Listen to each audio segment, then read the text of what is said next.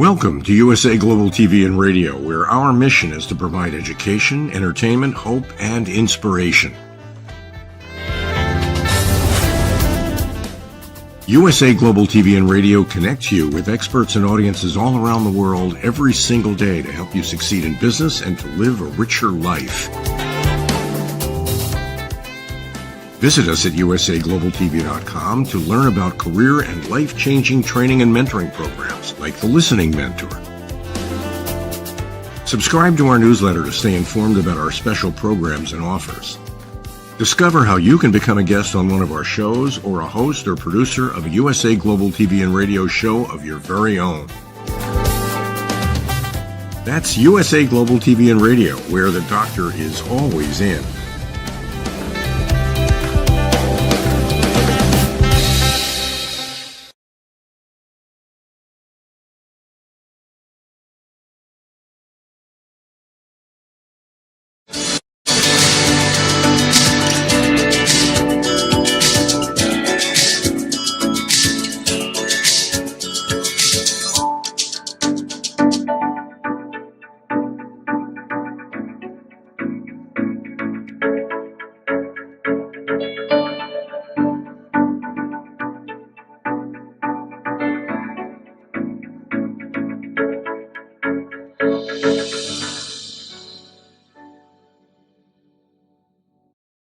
Hello, beautiful soul family, and welcome to Weekly Wisdom and Insights, your home for spiritually guided transformation and empowerment.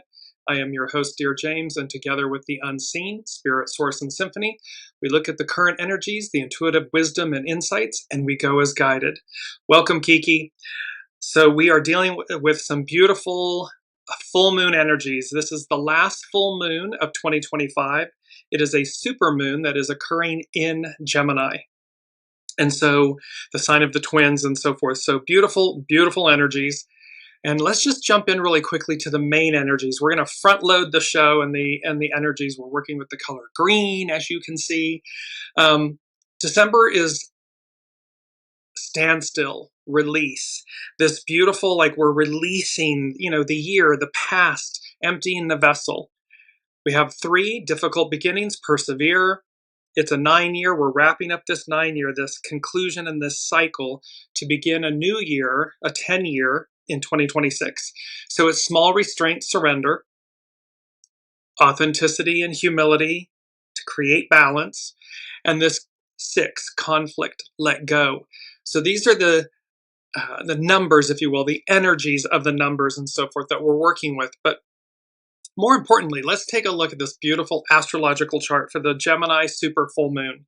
It's occurring tomorrow on December 4th. And remember, all astrological energies, there are some that are in shorter duration in transits and so forth. But the main focus is that many of these energies arc out. And so no matter when you come upon the Weekly Wisdom and Insights show or episode that you may come across, it's going to be timely for you. The messages will be timely. In this chart, you see the full moon and the sun are opposing one another.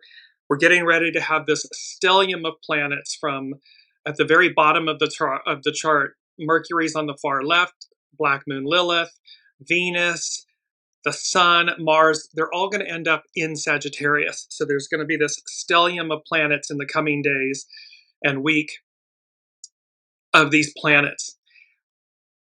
We have the grand water trine that's there that's helping to soothe everything out for us and make everything a little bit more palatable and easy.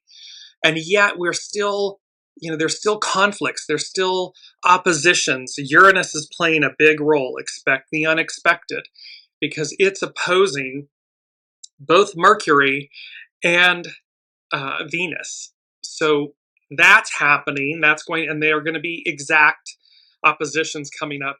And there's a square then between Saturn and Neptune over in Pisces with Mars, divine masculine, in the 4th house, so things that are foundational. So there's a lot going on. Our astrological influences. This is speaking about peak experiences. Welcome, Olivia. And then there's TROIS YACHTSMEN. TROIS YACHTSMEN is the title of a painting by Marcel Mouly, who was a an apprentice, if you will, of Matisse. And so there's this aspect when you look at this Gemini super full moon chart and you see the peaks at the bottom. There's these kind of trifecta, this l'étoile, the three, this aspect of things that, and we've had this, that trifecta effect, things that are happening in threes, things that will happen in threes.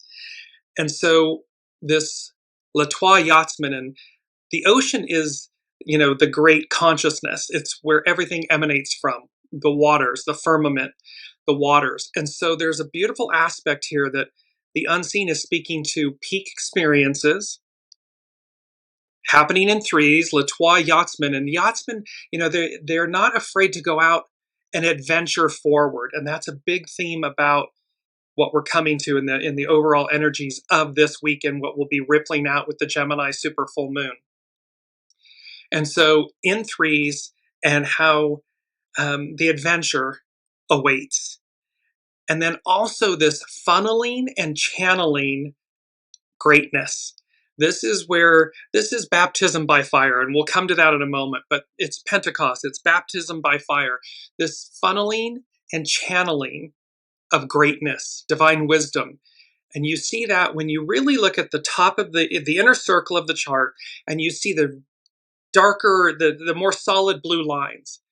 They create, when you take an 8.5 by 11 sheet of paper and you kind of fold it like an airplane, you know, like a paper airplane, and you fold it, it creates this funnel, this kind of, and so you can see on the left is Jupiter, at the top is Uranus, on the far right, Saturn and Neptune. These are all heavy hitter planets, and they are funneling all of this wisdom, the unseen, our divine, you know, our divinity, our source, down into Mercury.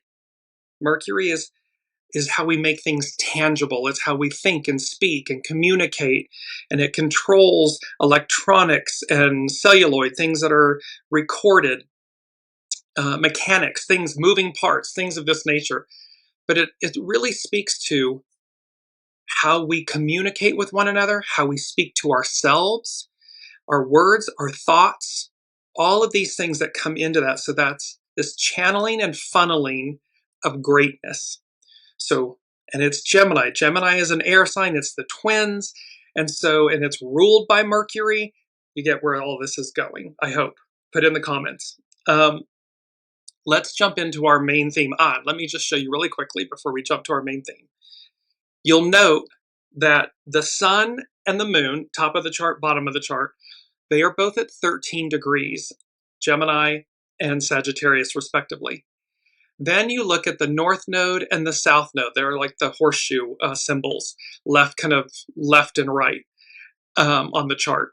They are at 13 degrees. So we have this, you know, these quadruple, but double and quadruple 13s.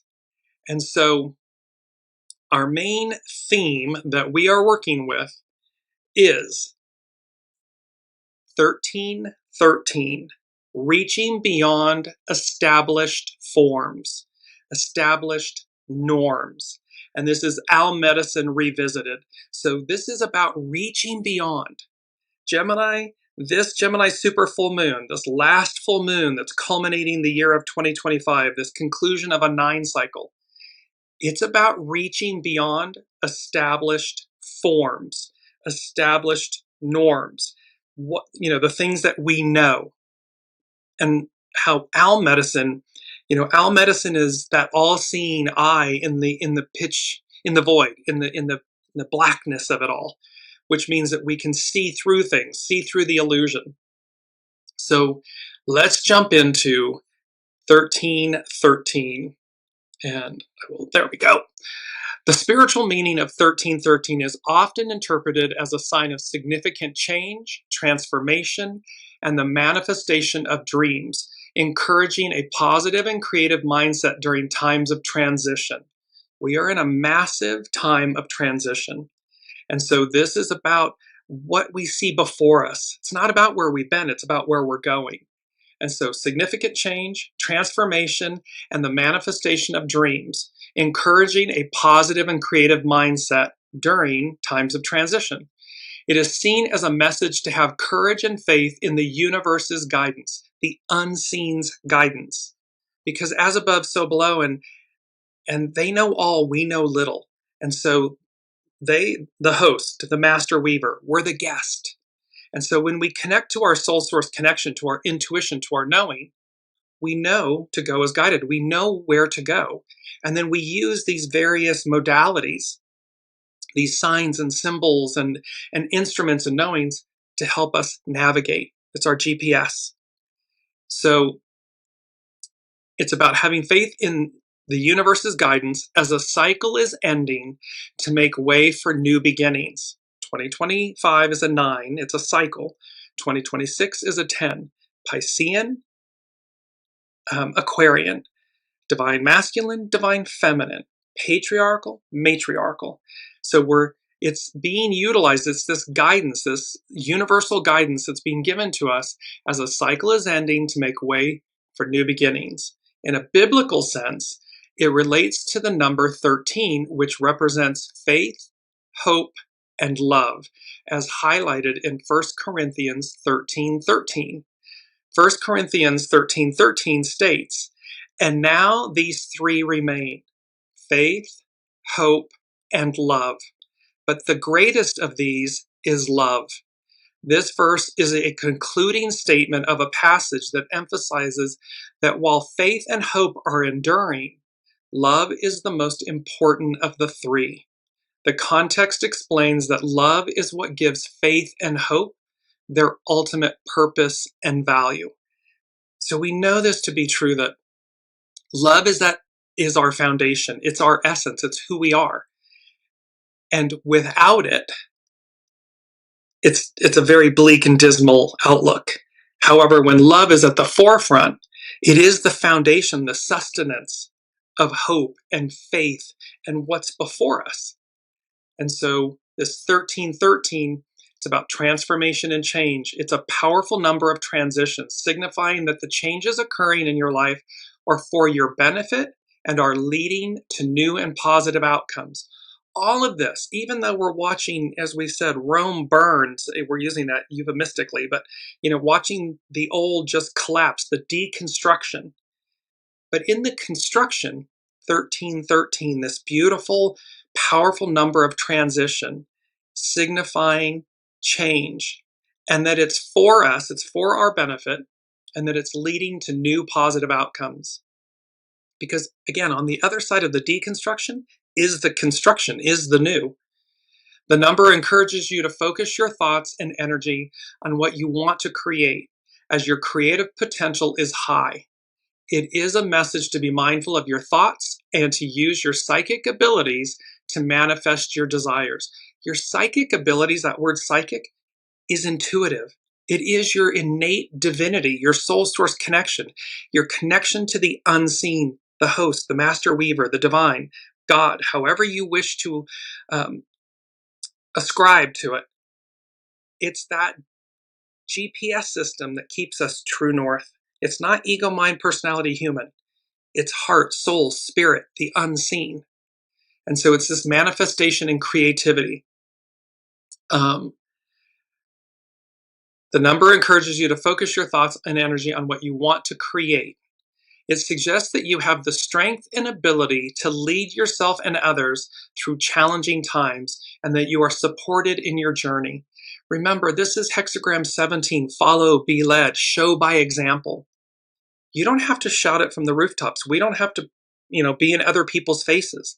Simply walk the walk, talk the talk, and people will notice. They're going to pay attention. And your light, the unseen is saying, and your light brightens. Your energy shifts. And it's contagious. It makes you smile. It's like light, all these filaments of light coming on. Well, that's energy. And it radiates and it glows and it magnifies and amplifies. It gets larger. So it's about courage and leadership. And it's about faith and hope. Seeing 1313 is a reminder to maintain faith and hope, particularly as you navigate these changes. It reinforces the idea that a cycle is ending to make room for something beautiful to begin. This is about use your intuition. 1313 is not rigid. It can vary based on your current life circumstances, so it's about trusting your intuition, your knowing, your gut, to understand what message is most relevant to you.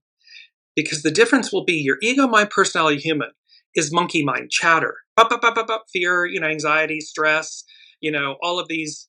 And yet when you just quiet that and they say, send the monkey minds to the water, to the lake, they get enamored with their own reflection. That stills you so that in the stillness, you can hear your soul speak. And then your soul will know exactly what to do. So use your intuition, trust your own intuition to understand what messages are for you, what's ego, mind, personality, human, what's not. Be mindful of your thoughts, pay attention to your thoughts and beliefs as they have a direct impact on what you are manifesting. This is emptying the vessel. This is making space for the new. This is releasing the old masks, identities, labels, scripts, stories, all these things that all this armor that we've placed on ourselves that needs to fall away so that the authenticity, the purity of your soul comes forward. And it's about embracing change. Rather than fearing change, see it as a natural and necessary part of growth and a sign that your dreams are on their way to being realized. And lastly, it's about connecting with your faith. The 1313 encourages a spiritual or faithful mindset, reminding you to have hope that the path ahead is guided and ultimately positive. So again, we may have hiccups and bumps in the road, and this isn't about perfection, meaning, oh, life is just this, this perfected state. It's about recognizing that no matter the journey, the unseen source, God, Allah, Buddha, the all that is, the divine, the unseen, is guiding you. It's guiding us. And when we connect to that higher octave, it's a game changer. It's a whole new world. It's a different reality. That is where we are and where we're moving to. And so this reaching 1313, reaching beyond established forms, norms, and owl medicine revisited. So let's go to owl medicine really quickly. And I want to bring in one of the Sabian symbols first, because that is going to be, this is where the owl medicine popped back in. And it's a beautiful, here we are, it's for the IC. An old owl, and this is by Dane Rudyer, an astrological mandala. It's a Sabian symbol for the IC in this Gemini full moon, super full moon chart. An old owl sits alone on the branch of a large tree. The keynote is a poised and wise approach to existence based on a clear perception, pardon me, of unconscious factors and their operation. The owl has always been a symbol of wisdom, and its hooting call has evoked a rise to mysterious and hidden elements in life. The owl functions lucidly in the night aspect of existence. Their eyes see what men normally fail to perceive. They represent that consciousness which is active, where the processes of life normally escape the attention of the personal ego and its intellect. See, this is where we ignore or demean or diminish the unseen. And yet here this Sabian symbol is speaking to a poised and wise approach to existence, to life, based on a clear perception of unconscious factors and their operation. This is coming into unity and harmony with the unseen, oneness, our soul source connection, your intuition. This symbol suggests the possibility of developing a wisdom beyond tragedy, a peace and poise beyond conflict. It's hexagram 6, conflict, let go. One might speak here of translucidity. Translucidity is allowing light to pass through partially or diffusely. It's allowing the light, let there be light, the light, the divine, to pass and permeate through us, illuminate us, so that we have a greater octave of consciousness, of awareness, of beingness. And so this owl medicine, An old owl sits alone on the branch of a large tree in this poised and wise approach to life. So you can see they're really, the unseen is really teeing us up for 2026, for what is, what's to come, what's before us. So now let's move into, I want to go to our mantra. And our mantra is believing is seeing. Believing is seeing. This is about John 20:29. And John 20:29 states, quote, "Because you have seen me, you have believed. Blessed are those who have not seen and yet have believed." This verse is Master Jesus' response to the disciple Thomas, who initially doubted Master Jesus' resurrection until he saw the risen Lord and touched his wounds. The passage emphasizes that while seeing can lead to belief, a deeper and more blessed form of faith is one that trusts without physical proof. What we are being asked to trust is our soul source connection, the unseen, that speaks to us. It speaks to 8.4 billion souls on the planet. Intuitive life, emotional intelligence, this aspect that is, air quotes, unseen, yet we know it exists because it guides us, it speaks to us. When we listen, it's a game changer. It completely changes our lives in the most positive, pure, beautiful way. It's quantum leaping forward. It goes to number 1 from the unseen. And they said, upside down. Boy, you turn me inside out and round and round. It's the lyrics from the song by Diana Ross, Upside Down. It's number 1. It's like we're being turned upside down. Between these two eras, Piscean and Aquarian, patriarchal, matriarchal, divine masculine, divine feminine, it's like we're being just completely inverted, turned upside down. And so, boy, you turn me inside out and round and round. That's what it feels like. That's what it can feel like. But it doesn't have to be disharmonious or confrontational. It just says, okay, it's going to be, it's like when you say, when you stand on your head, you stand on your head, put your feet against the wall and so forth. And all of a sudden it's like the hanged man in the tarot. You have a whole new perspective of things. Oh, I never saw it like that before. No, because for 2,000 plus years, we've been walking upright in this paradigm. Well, now it's like, whoop, now we're turned upside down. Oh, well, now we have a whole new vista, a whole new paradigm to work with. New eyes. And so this upside down, boy, you turn me inside out and round and round. And they said, moving beyond. You see how we're reaching beyond, we're moving beyond. That owl symbol, that owl Sabian symbol is about reaching beyond. And so they said, moving beyond, quote, the box hyphen container we've constructed, placed ourselves in. And this took me back to last week, the canary medicine, and it was speaking to the fact that freedom versus confinement.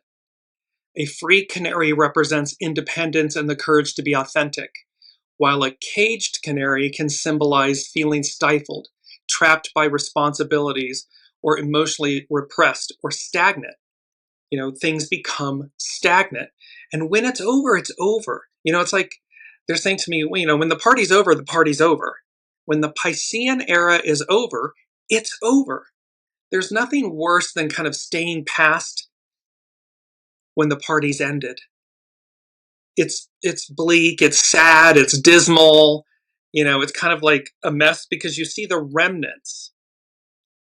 But there was a point at which there's a peak experience of this. I'm just bringing that back up because this was peak experiences, the YACHTSMEN, funneling, channeling greatness. This is what the unseen is channeling and funneling to us. Greatness, not leftovers, greatness. not stagnation, greatness. Not the past, greatness. It's what lies before us. It's what lies within us. Now let's jump to, we're going to work with hexagram 13, and this is from divination.com, and it's known as fellowship, and it speaks to last week's key word, which was unification. And so here we have our first quote.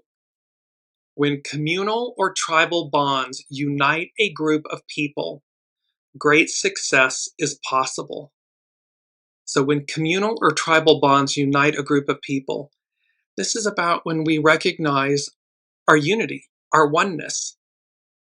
This is where we are in the great cycle. We know all of this, right? And yet it bears reminding and repeating because we've forgotten our unification, our unity, our fellowship, and how when communal or tribal bonds unite a group of people, great success is possible. But such bonding only develops when personal interests are subordinate to virtuous human relations. That's Aquarian. That's matriarchal. It's no longer me, I.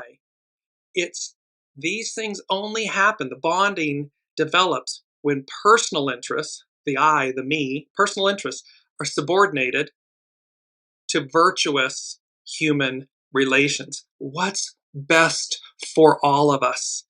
How do we all rise, win? How do we take care of the planet? How do we take care of one another? It's not that we're subordinating ourselves to someone else's, being run roughshod over, or their shadow, or their illicitness or darkness. It's saying, how do I subordinate my ego, mind, personality, human to divine will, to that which is virtuous in human relations? Like open communication and empathy, the broader the perspective, the greater the good that can be achieved. And the greater the potential good, the more powerful the support behind it. It magnifies, it amplifies, because it's in alignment with the purity of source, the purity of our greatness. Brings me to our second quote. A spirit of cooperation steadies the boat for the good of all. A spirit of cooperation steadies the boat for the good of all. Though it does help to have a beautiful island of high ideals to row towards. So this is about, it's about having, pure intentions and aspirations and ideals. A spirit of cooperation steadies the boat for the good of all. Because when we have that purity, a high tide lifts all boats. It's a beautiful quote. Well, this is what this 13 fellowship, hexagram 13, is speaking to. Learn to respect the power of diversity, for a community's strength lies not only in its numbers, but in the diverse skills and collective resources of its members. Each of us is a unique fractal of the divine, purposeful, powerful, pure. And when we harness the power, when we respect it, when we revere the power of that diversity, a community's strength lies not only in its numbers, but in the diverse skills and collective resources of its members. It amplifies, it magnifies, it comes to life. Like the stoutest walls reinforced by different materials, the strongest groups benefit from a tolerance of differences, strengthening the fabric of the whole. With a unified group solidly behind you, even difficult enterprises can be undertaken without great risk. So we see on the world stage, and certainly in America, in the United States of America, this demonization and this division and this wanting to denigrate diversity, the diversity. And yet, because that's on the surface, and yet it is so part of our soul, so part of our unique, indelible imprint, energy. But when you harness that diversity, when you have the humility to say, I don't know the answer to that question or that topic, teach me, enlighten me, all the boats rise. However, when you live life where you denigrate that or you demean it or you're afraid of it, so you exclude it, then you're in a vacuum of lack. And so here the unseen is speaking to us about, while this may feel upside down, we're moving beyond the box and the container we've constructed and placed ourselves in, that caged canary, and how to release ourselves. Because of course the cage, we hold the keys to our own imprisonment. The door is wide open. The keys are in our hand. All we have to do is walk out of it. That's all we have to do. Now let's move to hexagram 46. It's known as pushing upward, and this is from tarot.com. Natural advancement is represented by growth in springtime, when new plant life pushes upward through the earth. The emphasis is on upward motion, a movement from obscurity to influence. That was last week's, here we are, astrological influences, skyrocketing, stardom, fame. Who rises, who falls, who comes from obscurity to influence and influence to obscurity. And so here we have this beautiful hexagram 46 pushing upward, because that's what we're doing. We're completing this cycle and we're pushing upward. And so it's a movement from obscurity to influence with growth that is supported by adaptability and an absence of obstacles. Constant flexible growth is the key attribute of a plant pushing upward. This reading suggests a period of promotion and prosperity for you. And it brings me to quote 3. When you pay respect to the great, you pave the way for your own greatness. So they are funneling and channeling. The unseen is funneling and channeling greatness into us. Mercury. It's being funneled into us, how we think, how we speak, how we interact, communicate. So when you pay respect to the great, you pave the way for your own greatness. This is by Carrie Hone at cafeosoul.com. So it's to recognize that we are pushing upward. This isn't regressing. This is rising. The wise person, in harmony with fate, is sensitive but determined. Make a sincere effort to apply a determined effort against the forces of inertia by bending around obstacles that arise, and good fortune will follow. This is about go with the flow. Go be in alignment with soul source connection. Go as guided so that good fortune follows. It will arise. Otherwise, it's stagnant. It's inertia. It's stagnation. By remaining tolerant and flexible, you will retain the conscious innocence that best fuels growth and achievement. This is being childlike, and again, it's the Fool in the Tarot. It is that kind of awe and wonder, and it begins a journey. It's the hero's journey. The tarot, the Fool card begins the tarot, begins the hero's journey in the tarot, and then the Hanged Man, of course, puts a new perspective on things. So it fuels growth and advancement. Willpower and self-control are necessary to manage growth properly. However, an inner enthusiasm for life is what drives it. So we do need to, again, we have to have self-control, self-discipline, discernment, but also ease and flexibility and tolerance and so forth. And this inner enthusiasm, it's our fire, it's our inner light. This inner enthusiasm for life is what drives it. And it brings me to this last quote that we have, that,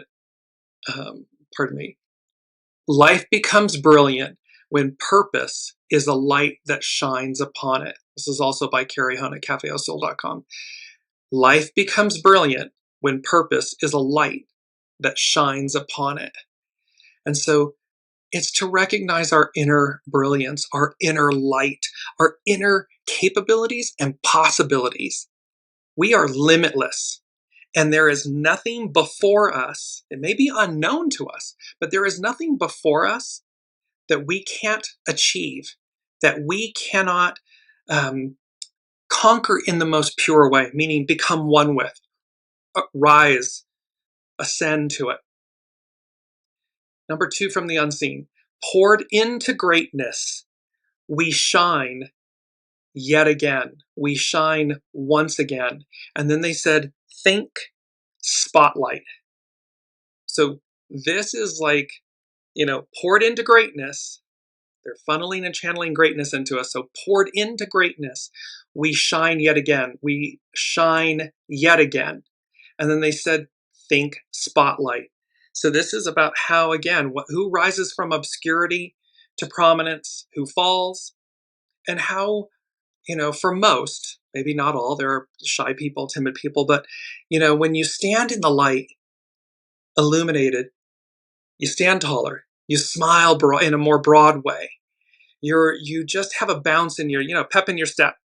It's that kind of, so poured into greatness, we shine yet again, we shine once again. And this think spotlight, when the spotlight hits you, it has warmth, it illuminates. Yes, it can be, a little bit like, oh, but yet then we come into our own comfort with it, our resonance with it. And then we love it. It becomes endearing. You don't want to leave it. However, humility, humility, humility, authenticity, authenticity, authenticity. Because what you don't want to do is fall into hubris when standing in the spotlight. Arrogance, hubris, entitlement. Well, then we're getting into the goo of things, and you don't want to ever be in the goo of things. You want to be in the humility and the authenticity, the purity of the light, of the spotlight. Number 3 from the unseen is, like sands through the hourglass, so are the days of our lives. Of course, it is a very famous statement from a soap opera in the United States. Like the sands through the hourglass, so are the days of our lives.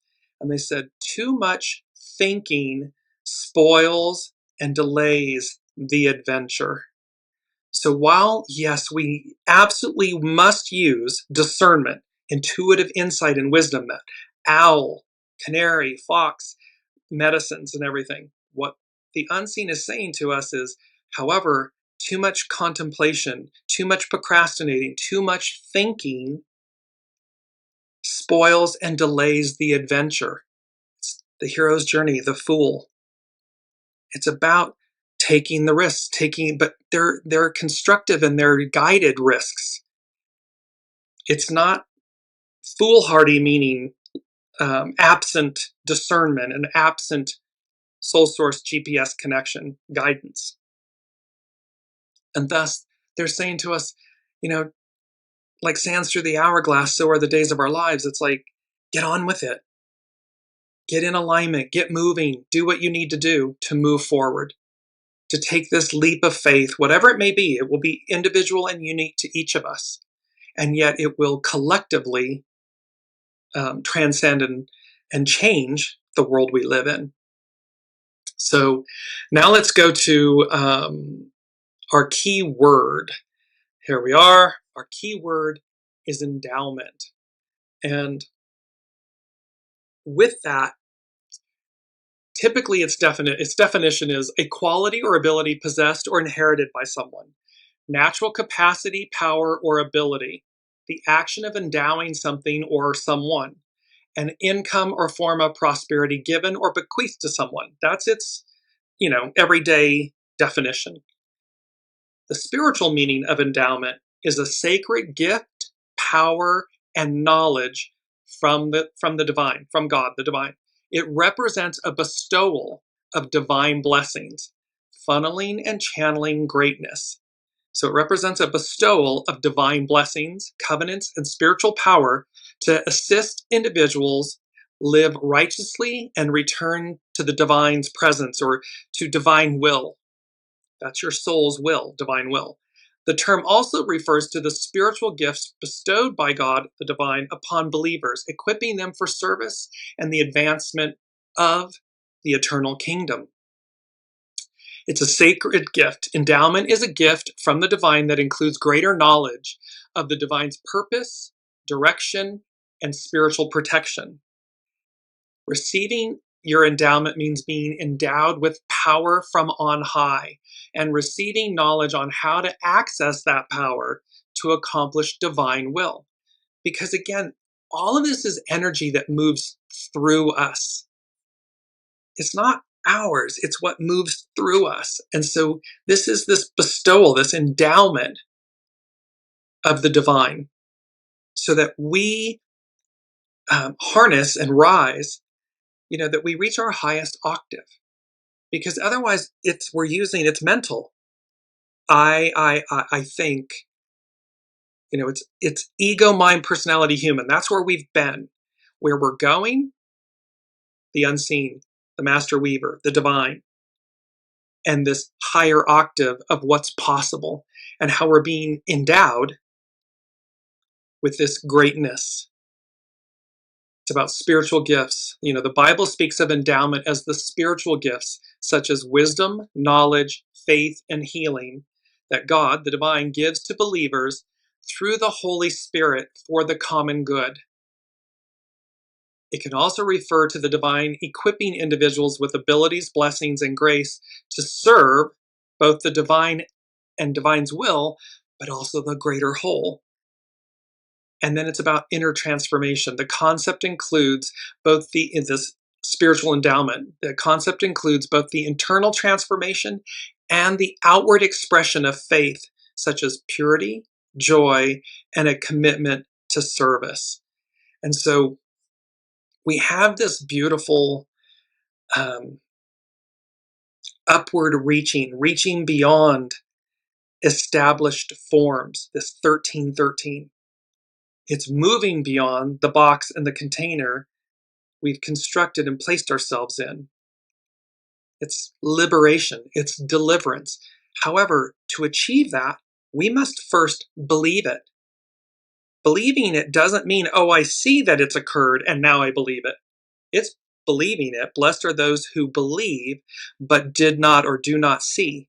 It's a knowing. I know this to be true. I know that this will happen. And thus I must, canary in the cage, I must liberate myself to receive this. It'll be simultaneous, but we can meet the divine, halfway or more than halfway. It's always an inside job. We can start within and then advance so that these energies collide and meet one another. Number 4 from the unseen, they said, reach for the stars. There you will find what you've been looking, longing, searching for. So it's reach for the stars. There you will find what you've been longing, and searching for. And this reminded me, instantly I started hearing the lyrics from I Still Haven't Found What I'm Looking For from U2, from the group, the band U2. The third verse, the lyrics for the song, I believe in the kingdom come, then all the colors will bleed into one. But yes, I'm still running. You broke the bonds and you loosened the chains, carried the cross of my shame. I believe it, but I still haven't found what I'm looking for. It's number 4, it's foundational. The unseen is saying, reach for the stars. In other words, stop playing small. Stop telling ourselves that we can't have something or we can't achieve this or that it's not possible. The unseen is telling us to reach for the stars. And of course, the stars and their canopy, they tell a divine story. And so when we reach for the stars, we're reaching for a higher octave of ourselves and for what's possible, what's always been before us. It's the heavens, the stars, when we look up, it transcends language, ethnicity, culture, demographics, sexuality, gender, all of these, it transcends it all. It's universal language. And the very interesting thing about this is that um, the album, the song, I still haven't found what I'm searching for by U2. It was written in the style of King David, specifically from the poems recorded in the Book of Psalms in the Old Testament. The lyricism also emulates Charles Bukowski's poetry, who Bono was reading at the time. The subject Bono is searching for is left without description. He doesn't tell us what he's pursuing, just that he is searching with a single-minded focus and great longing. This section is written in a nearly identical style to the writings of David. There are many allusions in the later stanzas, Christian and romantic, sensual, and in the last stanza, a declaration of the narrator's worldview and personal beliefs. However, he also tells his audience that he has not reached his destination and is still looking to be with the you he mentions in the beginning of the song. See, we're still looking, unification. We're still looking to unify ourselves, to be whole again. And thus, this poured into greatness, we shine yet again. We shine once again. That what is before us is this beautiful octave of unification, of unity, of finally reaching for the stars. We find what we've been looking for, searching for. It's within us. It's been within us the entire time. But through ego, mind, personality, human separation, and 2,000 plus years of the word that's coming to me is dogma, being told, almost like it's being beaten into us, that we are separate from. And yet, what did Master Jesus do when he walked in to the temple and all of the market was out where there were those that should have been the Gentiles? That was the area for the Gentiles to receive the Father, the divine God, and yet they were having a bazaar there, selling, merchants and everything. And he tossed the tables, and he said, "You bar from the people what is rightfully theirs." And there are many other verses where it says you don't have to go and pray, publicly in that way in the spotlight. Do it in the closet or in the bedroom where no one sees you. In other words, you go direct to the divine. You go direct to the Father. And in that connectivity, reciprocity, greatness is received. It's innate within us. It's unique and divine within us, that it's ours. It's already ours. And so this reach for the stars, there you will find what you've been looking, longing, and searching for. This utopia. So now let's move into powerful stuff. Let me know in the comments. It's quite a powerful energies with this Gemini super full moon and the messages from the divine. I'm going to Juliana McCarthy from etherealculture.com, and she's talking about the overall astrology for December 2025, a crystalline threshold. As December begins, we're finally out of a shadowy retrograde season. Momentum is gaining quickly as a stellium forms in fiery Sagittarius, reinvigorating us. That's where I was showing you the planets there's going to be 5+ planets in Sagittarius coming up. Relationships sharpen into focus. Conversations feel more honest than ever, and the final movements of the Pisces-Aries era glimmer beneath everything. There's a sense that we're tying together threads of an entire year's worth of transformation, while new storylines hum in the background. The first stretch of the month is marked by a beautiful grand water trine. And I'll just bring up, that is that beautiful big blue triangle in the middle of the astrological wheel.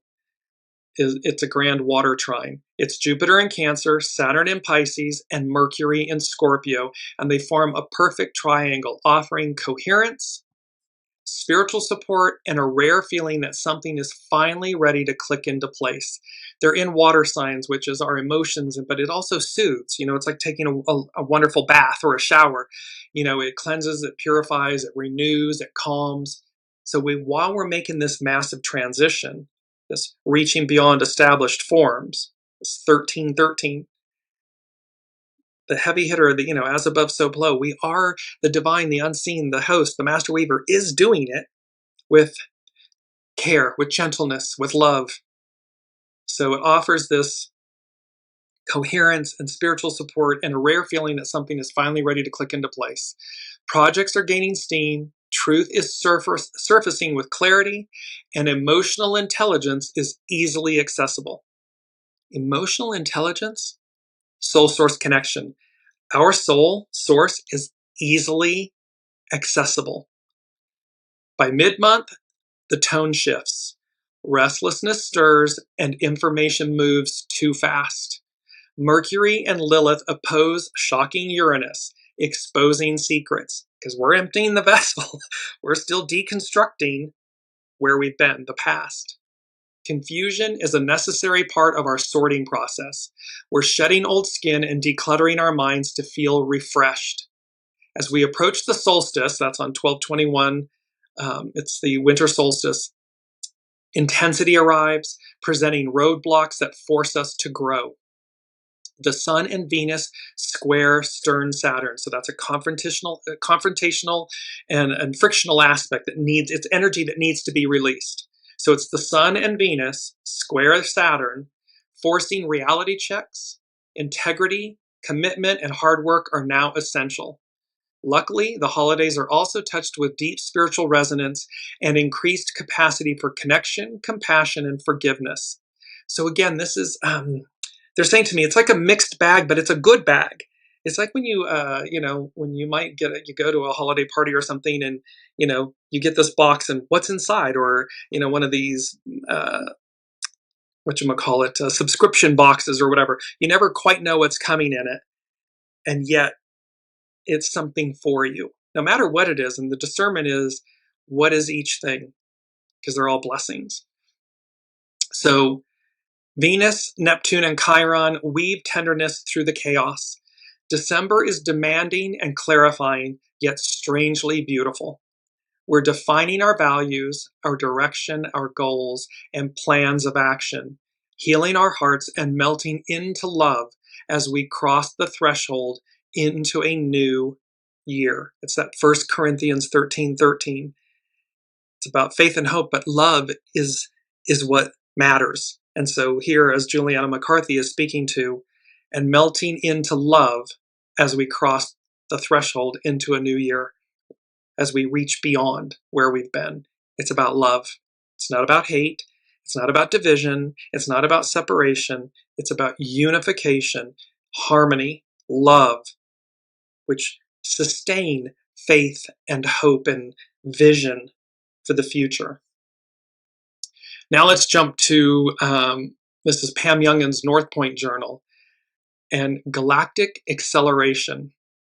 Events transpire quickly and situations unfold rapidly this week, fueled by a galactic super full moon that is eclipse-like in its effects. The lunation peaks at 3:13 p.m. Pacific time on Thursday, December 4th, when the moon is at 13 degrees 3 arc minutes of Gemini, and it opposes the sun at that same degree in Sagittarius. The position of the sun is significant, for it aligns with a mysterious point in space known as the Great Attractor, currently at 14 degrees of Sagittarius. So the sun is going to be at 13 degrees, 3 arc minutes of Sagittarius, and the Great Attractor is at 14 degrees Sagittarius. They're less than a degree apart. Astronomers do not know exactly what this galactic anomaly is, but they can tell that it is massive.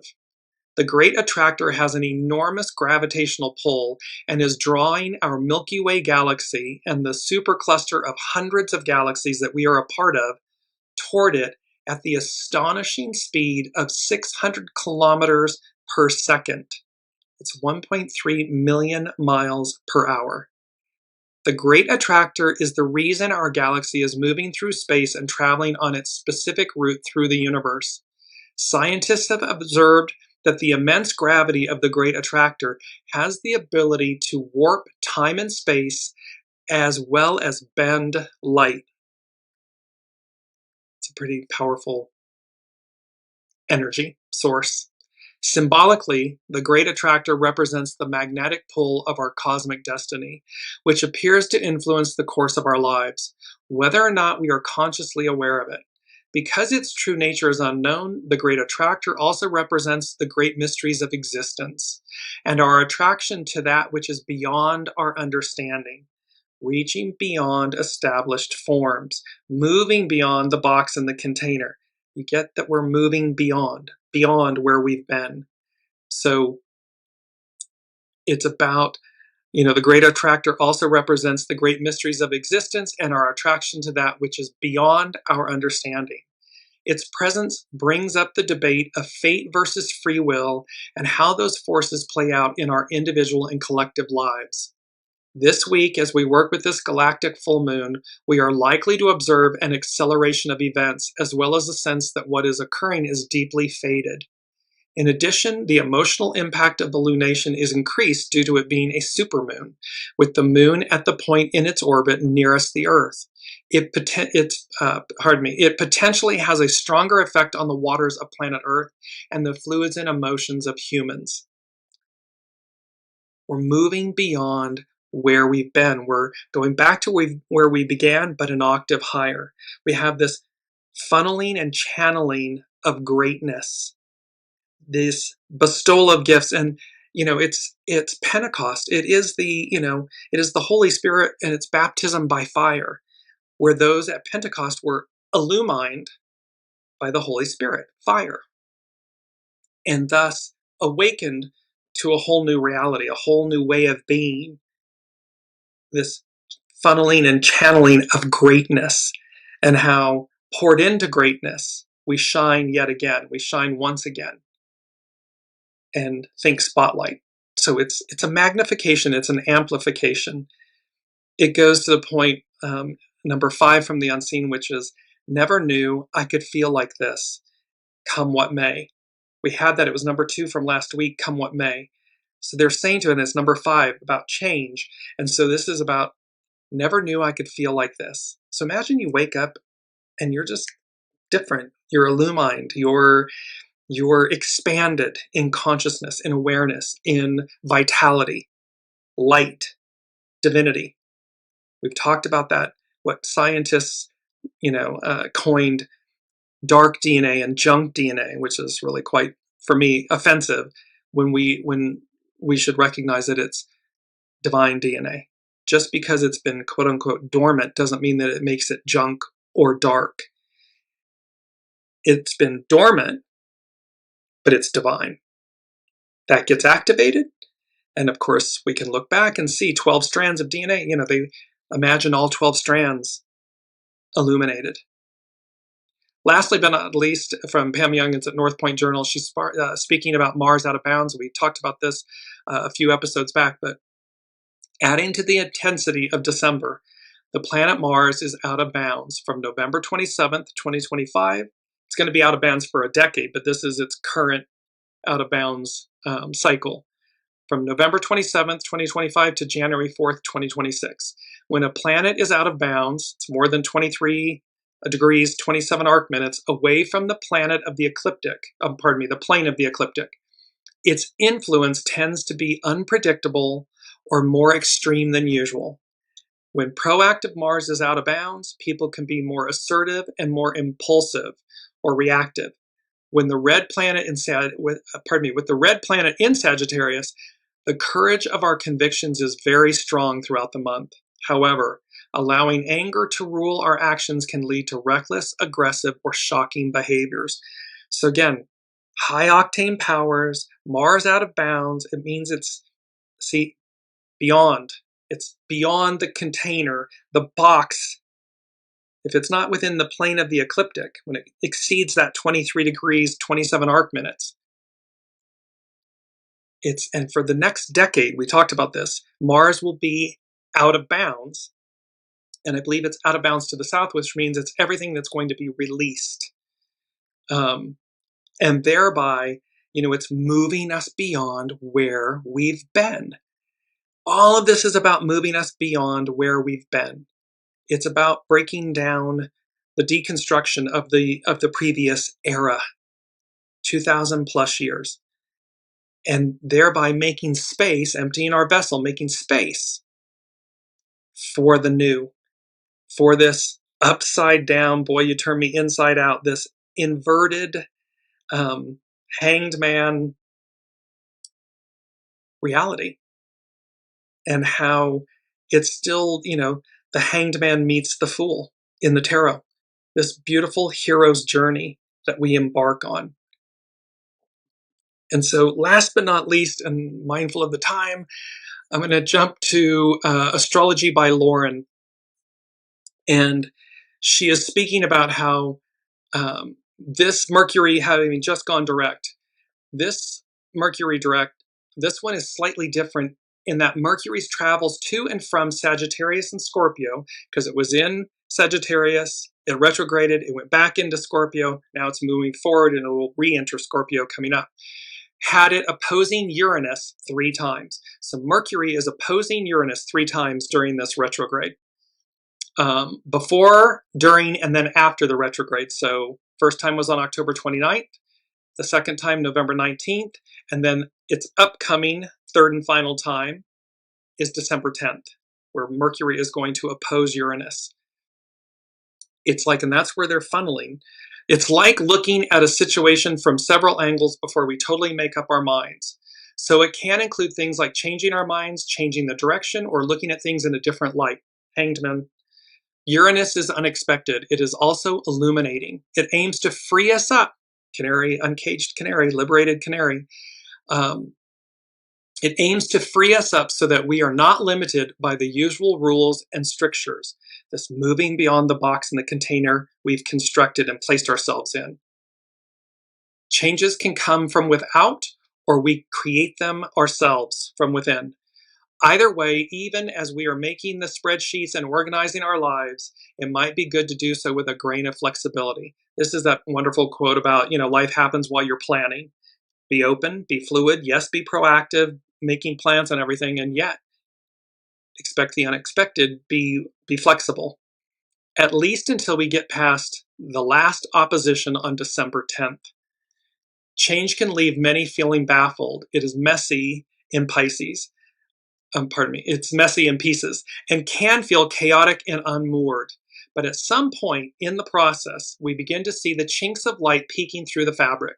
And that's what all this looks like as Mercury finally makes its direct station on November 29th.